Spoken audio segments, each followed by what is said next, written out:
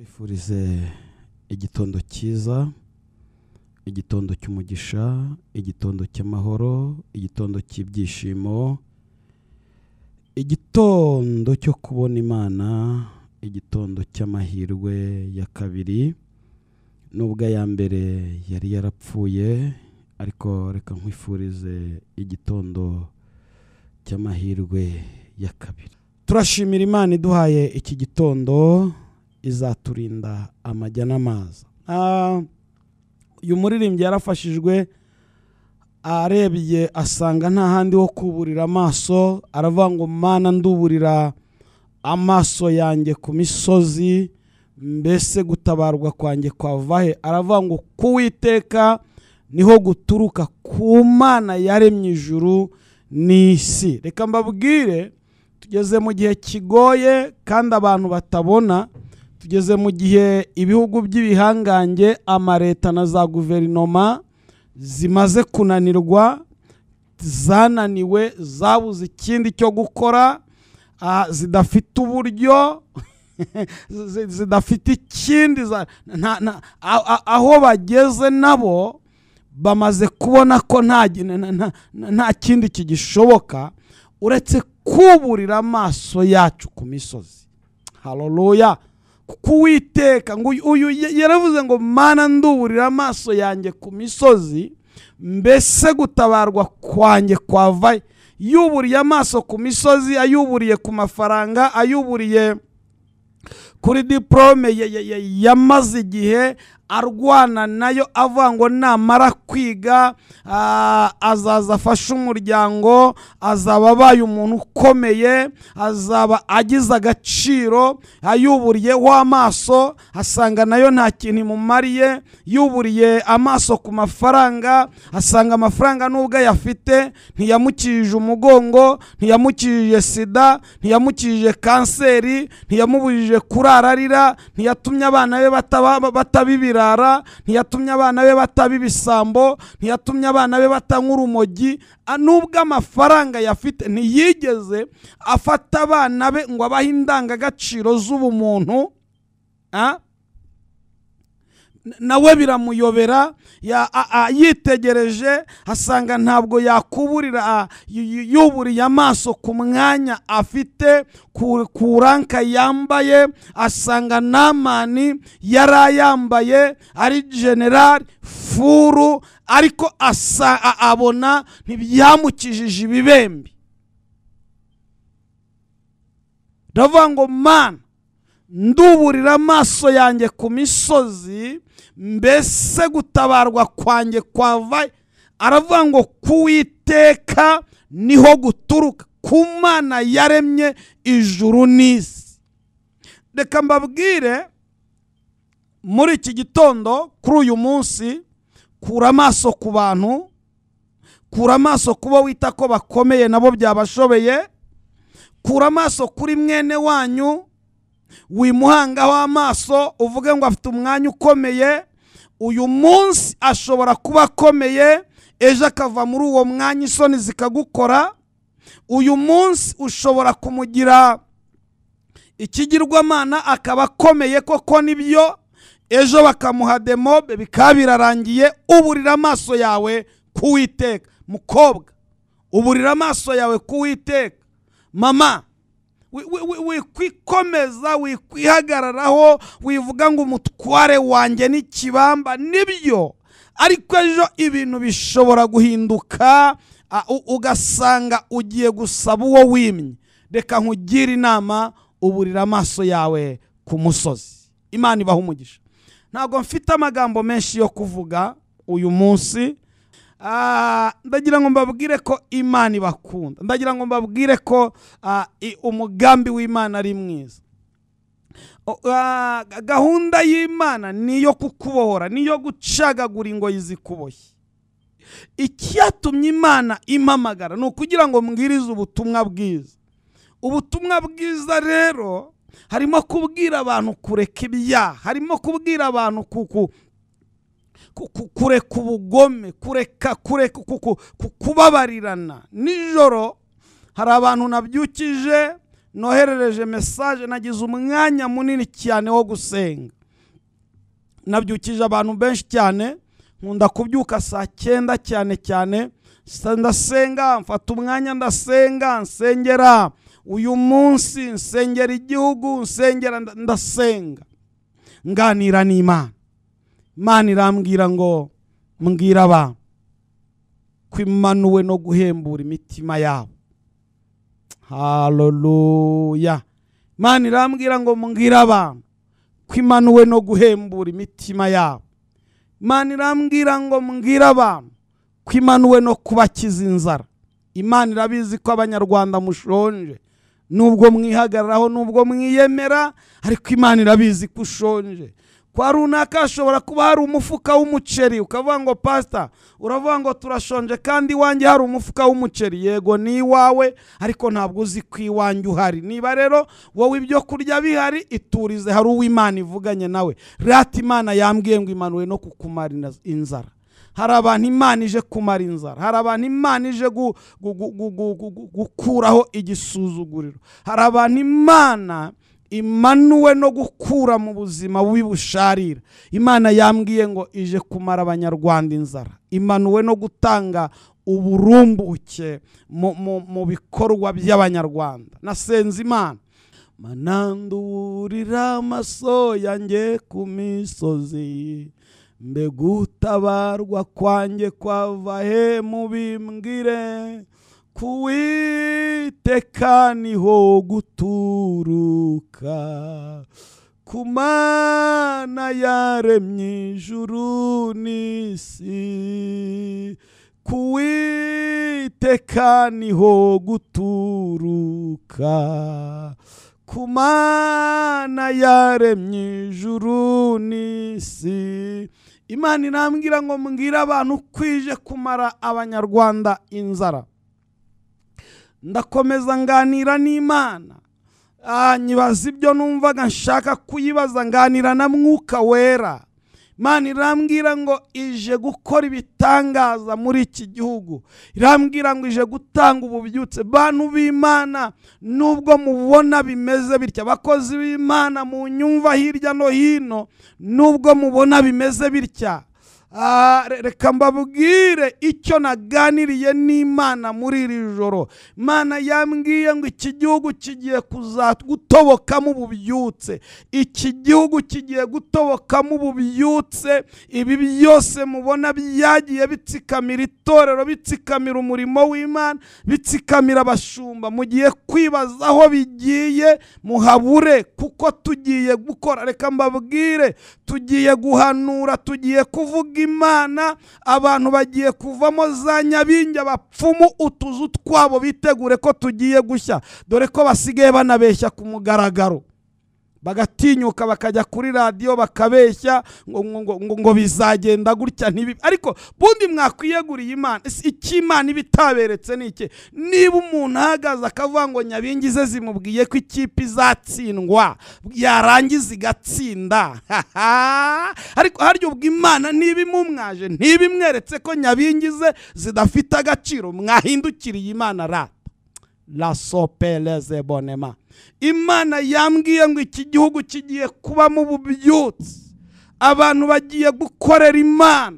Mugiye kubona abantu batimbago, mugiye kubona abantu babohoka, mugiye kubona abantu bakizwa, mugiye kubona abantu bongera guhagarara bakihana ku mugaragaro nkuko kera byajyaga bigenda. Mugiye kubona abantu amarozi bongera kuyiyambura agatwikwa nkuko byatwajyaga tubigenza kera. Imana yambwiye ngo iki gihugu kigiye kuba mu bubyutse. Naganiriye n'Imana, tagira ngo twinjire mu ijambo. Imana turaganira, Imana tuganira nayo. Haleluya. Mananduburira amaso yanjye ku misozi, mbega utabarwa kwanjye kwava he mubimbwire, kuwiteka niho guturuka, ku Mana yaremye ijuru n'isi. Nyuma ya iki gihugu kigiye kwakira inama zikomeye, iki gihugu kigiye kwakira inama zikomeye, bantu bagiye kugenderera iki gihugu mu buryo bukomeye, mu buryo budasanzwe. Imana yambwiye ngo ibintu bigiye guhinduka, mubibone n'amaso yanyu. Imana ishimwe, Imana ishimwe. Haleluya. Elevo benidrome. Urakoze Yesu. Tagira ngo twinjire mu mwanya w'ijambo. Imana irambwira ngo iki gihugu kigiye guhinduka mu buryo budasanzwe. Imana igiye gukora imirimo n'ibitangaza. Mwitegure, mugiye kubona ububyutse, mugiye kubona abantu babohoka, mugiye kubona abantu bakizwa, mugiye kubona abantu bakorera Imana, ibi muzabibonesha amaso yanyu, muvuge ngo burya Imana yari yaravuganye natwe, muvuge ngo burya ni Imana yavugiye muri wa mugabo, niyo nganira n'Imana. Ndayibaza ntese Mana, iki gihugu kizongera kibemo intambara? Imana irambwira ngo nta ntambara izongera kuba muri iki gihugu, abanyarwanda nibayubaha.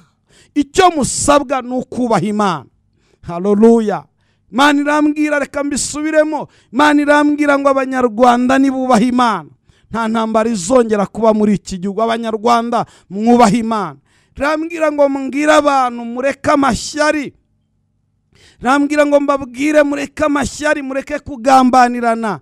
Imana irambwira ngo mbwira abantu bave mu moko, bave mu moko. Irambwira ngo abantu benshi babaswe n'uyu mudayimoni w'amoko, barawugendana, barawubana, uba muri bo, bawicaranye mu mabiro, bawicaranye, barawubana, bawubana mu ngo zabo. Imana irambwira ngo mureke amoko, muve mu moko, mubabarirane, mureke amashyari, mureke kugambanirana. Imana yiteguye gukora ibikomeye muri iki gihugu. Imana yiteguye guhindura amateka. Imana yiteguye kugenderera abanyarwanda. Nshuti zanjye, reka mbasabe mubabarirane, babarira mugenzi wawe. Nibyo koko yaraguhemukiye, nibyo koko yakugize incike, nibyo koko yakuririye ibyawe, nibyo koko yarakwambuye, nibyo koko uyu mugore yaraguhemukiye, nibyo koko uyu mugabo yaraguhemukiye, nibyo koko mama wawe yaraguhemukiye, nibyo koko uriya muturanyi yaraguhemukiye, akugira imfubyi. Ariko umva icyo Imana yambwiye, yambwiye ngo mbwira abanyarwanda, moni sai ni montrevo de sai gloria, yambwiye ngo mubabarirane. Hete kove beni sansonema. Mana yambwiye ngo mubabarirane. Yewe uri muri Amerika, yewe uri Burayi, yewe uri mu Bwongereza, yewe uri muri Aziya, yewe uri Australia, yewe uri Zambia, yewe uri Uganda, yewe uri Burundi, yewe uneze amatwi, uri muri Gasabo, uri muri Nyarugenge, uri muri Kicukiro, wowe uneze amatwi, uri Musanze, uri Ngororero, uri Burasirazuba, uri Burengerazuba, uri mu Majyepfo, uri mu Majyaruguru. Imana ikeneye abanyarwanda ko mubabarirana. Nibyo uwo muntu yaraguhemukiye, yarakwibye, wamuhaye amafaranga umwizeye, arangije araguhemukira. Ariko Imana ikeneye ko mubabarirana. Mubabarire, muhimbabazi, babarira, mubabarire, mubabarire, babarire uwo muntu, mubabarire. Nibyo koko uwo mushumba yaraguhemukiye, mubabarire. Nibyo koko uwo mukristo yaraguhemukiye, mubabarire. Nibyo koko uwo muntu yakugiriye nabi, ariko Imana yambwiye ngo mbwira abantu mubabarirane. Icya kabiri, mureke amashyari. Icya gatatu, mureke kugambanirana. Erega uriyizi wowe, uriyizi, uranyumva, uri muri gereza, uri umugororwa. Reka nicyo kinyarwanda cy'uyu munsi, uri umugororwa. Ariko urabizi ko wasize uhemutse, nubwo wanze kubyemera. Uranyumva, ndabizi. Nubwo wanze kubyemera ko ari we wishuriye muryango, nubwo wanze kubyemera ko wibye nyirarunaka, nubwo wanze kubyemera ko wamufashe ku ngufu, nubwo wanze kubyemera, nibyo koko wabihakaniye abacamanza cyangwa abashinjacyaha, ariko imbere y'Imana n'umutima wawe, njya nkunda kubwira abacu, nkababwira ni umuhanuzi wa mbere n'umutima w'umuntu. Pastor Xavier, niba ndi umukristo ndiyizi, niba ndi n'umunyamanyanga ndiyizi, njye ni Imana. Niba mpagarara nkavugira Imana nyuma nkagerekaho amanyanga, njyewe ndiyizi ariko nawe uriyizi, njye ndiyizi, wowe uriyizi, nawe uriyizi, aho uriyizi. Urabizi ko nubwo mana yanjye, urabizi ko uca inyuma y'umugabo nubwo atabizi, nubwo atabimenye, ariko urabizi ko ubikora. Imana ikeneye ko wihana mukababarirana. Urabizi ko wabyariye abana muri urwo rugo, 2 3, 2 nabo n'abundi mugabo, umwe n'uwo mugabo.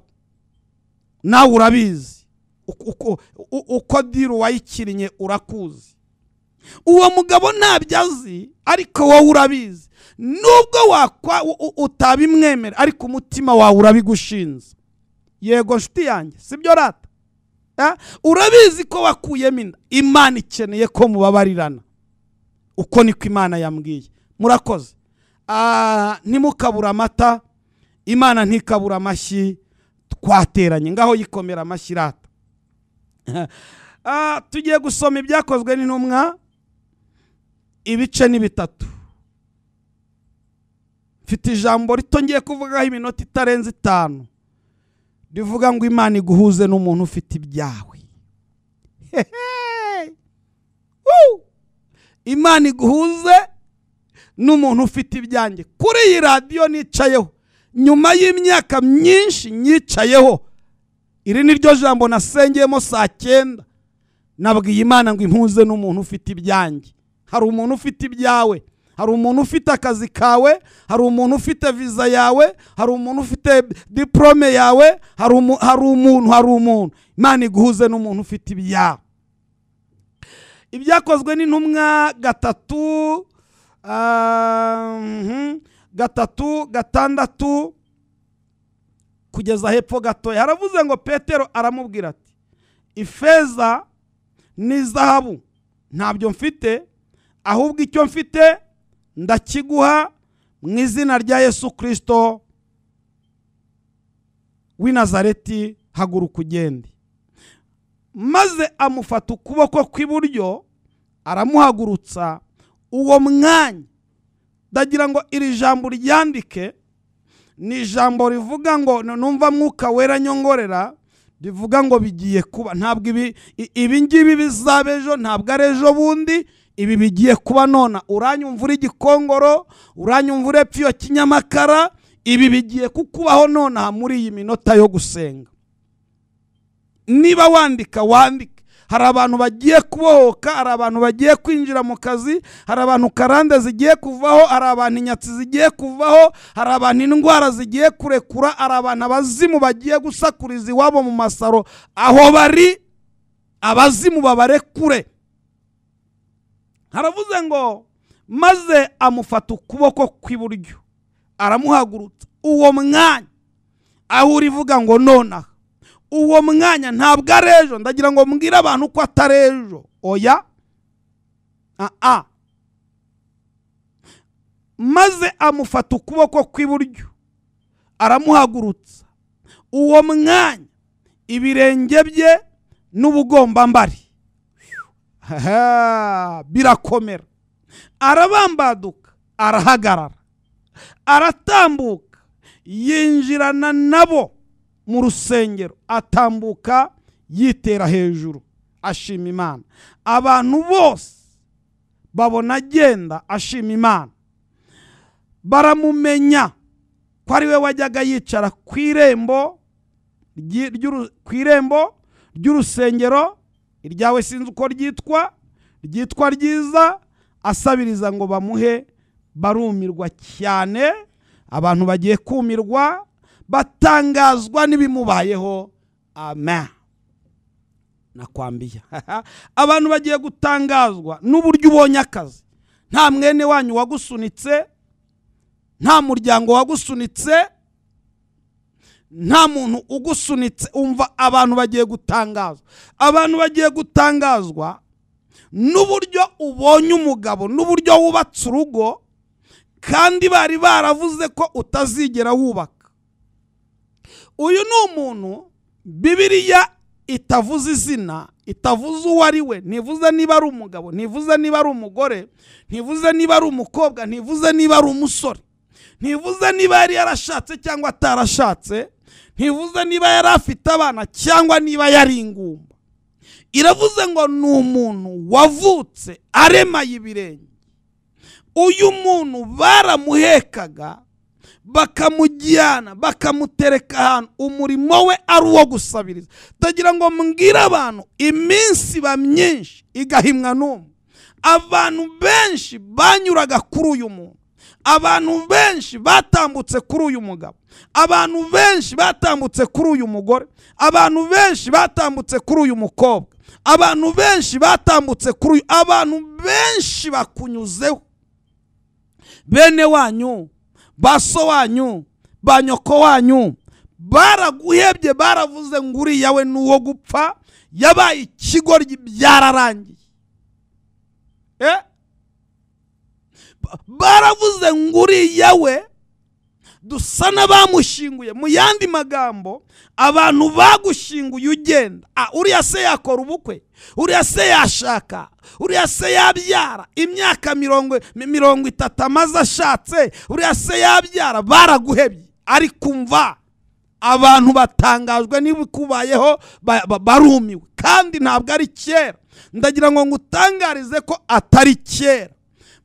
Nigeze mba kuri iyi radiyo aha nicaye, hari ku mugoroba, nari ndi kumwe na Ange Daniel, reka musuze we na madamu, ndiho mbwiriza. Hari abantu babyibuka, hari umugabo umwe w'iburengerazuba, ntago mwibuka neza, iburasirazuba, sorry, yaramaze imyaka 24 atarigeze avuga. Ibi byabereye kuri iyi radiyo yitwa Umucyo. Amaradiyo menshi yarabivuze, nyirabyo yivuganiye na Ange Daniel, ntirenganya. Ubwo ni ubuhamya buhari. Uyu mugabo ndiho mbwiriza, marayika w'Imana agobotora ururimi rwe. Ibi ntabwo ari bya bindi bavuga ngo urumva ngo nagiye i Burundi ngo Imana inkoresha ibitangaza. Nabwiye Imana ngo nibinkoreshereze mu Rwanda. Ngo nagiye Tanzania ngo nuko ngo abantu batimbago. Abantu nibazite mu Rwanda, niho mvuka, niho ndi, niho ntuye ku Gisozi, mu murenge wa Gisozi, mu kagari ka Musezero. Imana ninkoreshereze ibitangaza hano muri Gasabo aho ntuye. Ndahanga uwo mugabo arabohoka. Abantu benshi bamaze kwakira urubyaro biciye mu mbaraga z'Imana. Turi gusenga, nsengera abantu, ntabwo ari byo nirata, ndagira ngo mvuge imbaraga z'Imana. Ni wowe ukurikiraho muri iki gitondo. Uyu muntu abantu bari baramuvuyeho, baramutaye, baramwirukanye, baramwinubye, bavuga ati uyu we byararangiye. Ndagira ngo nkubwire ko ku bantu byarangiye, ariko ku Mana imirimo yayo irakomeje. Ugiye kubona Imana, ugiye guhura n'Imana. Abantu bagiye gutangazwa n'ibikubayeho. Bazi ko udashobora kwiyubakira inzu, bazi ko udashobora kubaka urugo, bazi ko abana bawe badashobora kwiga, bazi ko ubuzima bwawe bwarangiye, bazi ko udashobora kuva mu buraya, bazi ko udashobora kureka kuroga, bazi ko utabana uyu mugabo mutazarwubaka kubera ko muhora mutongana. Ariko abantu bagiye gutangazwa n'ibibaye. Bagiye kubona utanga ubuhamya ubabwira imyaka wari umaze urwaye sida. Bagiye kubona utanga ubuhamya ubabwira imyaka wari umaze urwaye umugongo. Bagiye kubona utanga ubuhamya ubabwira imyaka wari umaze utabyara. Bagiye kubona utanga ubuhamya ubabwira ko uburyo wari warahaye umugabo inzaratsi. Bagiye kubona utanga ubuhamya ubabwira uburyo wabonye akazi, ugiye kwinjira mu kazi, amateka yawe agiye guhinduka. Ngo batangazwa kubera iki? Hari umuntu wari umaze imyaka agendana amaguru ye mu kanwa. Reka mbabwire, muri iki gitondo nicaye hano kugira ngo wizere nguhereze ibyawe. Mu kanwa k'abakozi b'Imana, mu kanwa k'abasizwe, Yesu yaravuze ngo mbahaye ubutware aravuga ngo icyo muzaboha mu isi no mu ijuru kizaba kiboshywe, n'icyo muzabohora mu isi no mu ijuru kizaba kibohowe. Ntago nzi niba munyumvise. Uyu ni Yesu wavuze aya magambo. Aravuga ngo mbahaye ubutware, icyo muzaboha mu isi no mu ijuru kizaba kiboshywe, n'icyo muzabohora mu isi no mu ijuru kizaba kibohowe. Vuga ngo nakiriye kubohoka. Umaze igihe hari umuntu ugufiteho ubutware wagutsikamiye, niyo mpamvu warotaga nabi, niyo mpamvu wararagwa wiruka, niyo mpamvu watwaraga inda zivamo, niyo mpamvu umaze iyo myaka warabuze akazi, niyo mpamvu urambagizwa ubukwe bugapfa, niyo mpamvu uhora ushwana n'umugabo. Hari imbaraga, hari umuntu wari ugufiteho ubutware, ariko hari izindi mbaraga ziturutse kuri Kristo Yesu, umunyabutware hejuru y'umunyabutware. Umaze igihe urwana n'umudayimoni wo gusambana, umaze igihe urwana n'umudayimoni wo kwikinisha, umaze igihe urwana n'umudayimoni wo kunywa itabi, umaze igihe urwana n'umudayimoni w'ubutinganyi, umaze igihe urwana n'aya maraso yuzuye ibiganza byawe, wibaza ngo ese nanjye nabohoka, ese nanjye nababarirwa, wibaza ngo ese nanjye ubuzima bwanjye bwahinduka, n'abantu naroze. Nyumva neza, iki ni igitondo cyawe, iyi ni isaha yawe. Ntabwo nzi niba hari umuntu unyumva ngo azamure ibiganza avuge ngo amena. Iyi ni isaha yawe yo guhura n'Imana. Itegura uhure n'Imana, akira imbaraga z'Imana. Iki kintu kigenda mu nda kigomba kukurekura, iki cyafashe umugongo we kigomba kukurekura, iki cyafashe mu mutwe we kigomba kukurekura, iki cyafashe urugo rwawe kigomba kururekura. Hari imbaraga z'Imana. Reka mbabwire, mu butumwa bwiza harimo kubwira abantu uko babohoka, harimo kubwira abantu uko bazajya mu ijuru nibareka ibyaha, ariko harimo no kubabwira ko bakiri mu isi Imana izabagirira neza. Tuko pamoja? Mu butumwa bwiza mvuga bw'ubwami harimo kubwira abantu ko bakiri mu isi Imana izabagirira neza. Harimo kubwira abantu ko kwihana ibyaha no kubabarirwa bikiriho. Harimo kubwira abantu ko no kwizera kutagira imirimo gupfuye. Tugiye gusenga ngo uyu muntu nyuma y'imyaka myinshi Bibiliya itavuze ngo yicara kuri iri rembo. Ntabwo nzi iryo wicayeho mama, ntabwo nzi iryo wicayeho papa, ntabwo nzi iryo wicayeho aho ngaho i Burundi, ntabwo nzi iryo wicayeho aho Tanzania, ntabwo nzi irembo wicayeho aho ngaho i Bugande, ntabwo nzi irembo wicayeho aho muri Amerika, ntabwo nzi irembo umuntu ashobora kukubona uri muri Amerika uteze Rwanda ugenda ugiye mu Bufaransa, ugiye mu Bwongereza, warize muri Canada, yererererere akakubona wateretse agasatsi wakubise kamwe agapenke agakubise hano, akakubona wambaye akajipo keza n'agakweto keza, akakubona ugenda uzunguza kontake, akakubona utashye mu gipangu cyiza, akavuga ati uyu muntu yarashubijwe, akakubona wambaye inyenyeri kavuga ati mbega umugabo watawe. Wariko wicaye ku irembo my dear, wicaye ku irembo. Hari irembo wicayeho, irembo ryitwa ubukode. Hari irembo wicayeho ukeneye guhagurukaho. Ngo uyu muntu asaba Petero amubwira ngo ifeza n'izahabu ibyo ushaka ntabyo mfite, ariko icyo dufite turakiguha. Ngo amufata ukuboko kw'iburyo, ramubwira ngo mu izina rya Yesu Kristo w'i Nazareti haguruka. Ngo amufata ukuboko agira ngo ni ibisanzwe, kubera ko hari benshi bari baragiye bamufata bamuhagurutsa, ariko akabona nta mpinduka. Yanyuzweho n'abantu benshi, yasengewe n'abantu benshi, ariko yarakeneye umuntu ufite ibye. Reka ngo utangarize ko hari umuntu ufite ibyawe kandi aje abizanye muri iki gitondo.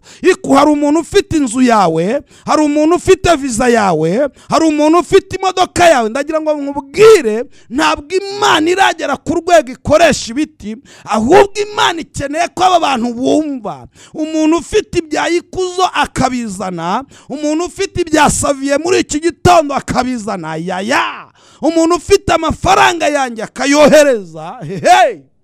Yes, niba Mwuka Wera akubwira ngo hasaviye, ayo nayo nyine, ntabwo ufite uburenganzira bwo kuyagumana.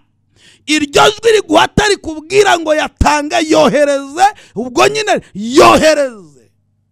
Ngo Petero aramufata agira ngo ni ibisanzwe, kumva afashe nyabingi zo mu bazigaba, afata nyabingi zo mu batsobe, afata nyabingi zo mu banyiginya, afata nyabingi zo mu basinga, afata nyabingi zari zaramumugaje, afata nyabingi zamutezaga kwikinisha, afata nyabingi zamuteza zari zaraboshye amaguru, afata nyabingi zamutezaga inyatsi, afata nyabingi zari zaramubujije kwinjira mu kazi, afata nyabingi zari zaramuteje ibihombo, afata nyabingi zari zaramutandukanyije n'umugabo, akajya hayaya, afata nyabingi zari zarakuye umugabo mu rugo zimujyana kwa maraya, ngo arazifata, aramufata. Imana nigufate muri iki gitondo, ndashaka ko dusenga we. Ngo aramufata, amufate, ngo arahaguruka, aramuhagurutsa. Imbaraga z'Imana niziguhagurutsa aho hantu uri, imbaraga z'Imana niziguhagurutse, akira guhaguruka. Va muri ubwo buzima, va muri ibyo byaha, va muri ubwo businzi, va muri ubwo busambanyi, va muri ubwo butinganyi, va muri urwo rumogi, va muri uwo mujinya. Haguruka, va muri ayo moko, va muri iyo nzika.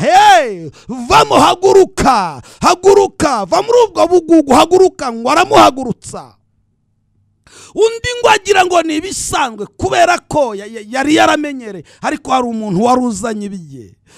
Petero yari amaze imyaka n'imyaka agendana amaguru y'uyu muntu. Muri iki gitondo Imana ikuzaniye umuntu ufite ibyawe, Imana ikuzaniye umuntu ukubohora, Imana izanye umuntu wishyurira abana. Hari umuntu ufite ibyawe, hari umukwe wawe, hari umukwe ugomba kwinjira muri ayo marembo. Hari abakwe bagomba kwinjira, baravuze ngo ntimuzashyingira, ntimuzashaka. Hari abakwe bagomba kwinjira muri ayo marembo. Hari imodoka igomba gutahaho, hari abana bagomba gukinira muri urwo rugo. Mama, igihe cyo kuba ingumba kirarangiye, ndagira ngo dusenge. Ngo amufata ukuboko, aramuhagurutsa. Ngo abantu binjirana nawe mu rusengero, ngo abantu bamubonye atambuka ashima Imana, barumirwa. Niba uri kumwe n'umuntu, mubwire ngo barumiwe, mubwire ngo barumiwe, munyeganyeze umubwire ngo barumiwe, bwira umutima ngo barumiwe. Haguruka urambura amaboko uvuge ngo barumiwe. Tera intambwe imwe, ebyiri, eshatu, niba bitakugoye, bitakubangamiye, uvuge ngo barumiwe. Zamura ibiganza uvuge ngo barumiwe. Haleluya, barumiwe. Ugiye mu kazi, barumiwe. Wambaye agatimba, barumiwe. Usubiranye n'umugabo, barumiwe. Iyo ndwara yo kuva ikize, barumiwe. Uhagaze ushima Imana, barumiwe. Ndagira ngo dusenge. Egera ayo mazi wateguye, fata ikiyiko cy'umunyu gito, ikiyiko cy'umunyu, ntabwo nzi uko angana, abe menshi cyangwa make, shyira muri ayo mazi. Hari imbaraga z'Imana. Hari abantu mugiye gutanga ubuhamya, mwarasenze nibyo, mwarasengewe, mwasizwe amavuta nibyo, ariko hari abantu mugiye gutanga ubuhamya. Shyiramo ayo mazi.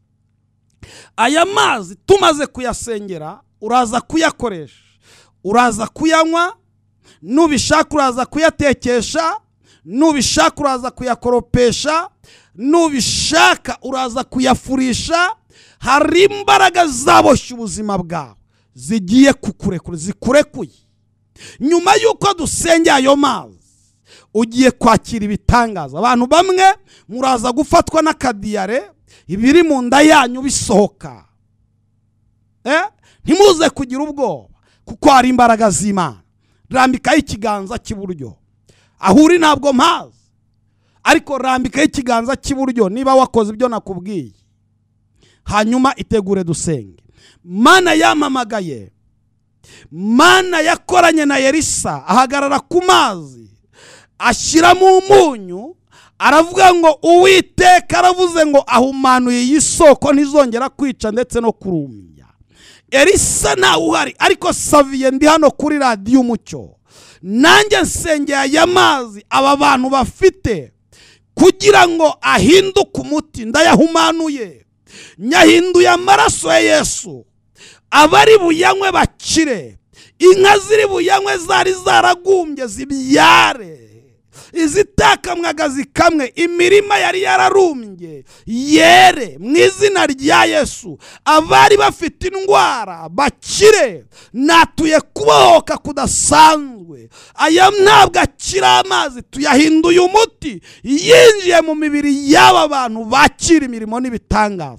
Uyu munsi abantu bashima Imana, guhera uyu mwanya imbaraga zari zaraboshye ubuzima bwabo zitatane mu izina rya Yesu Kristo.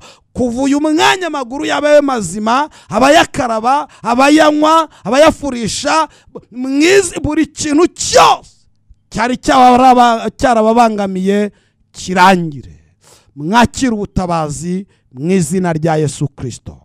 Ayo mazi urayanywa, urayatekesha, urayafurisha.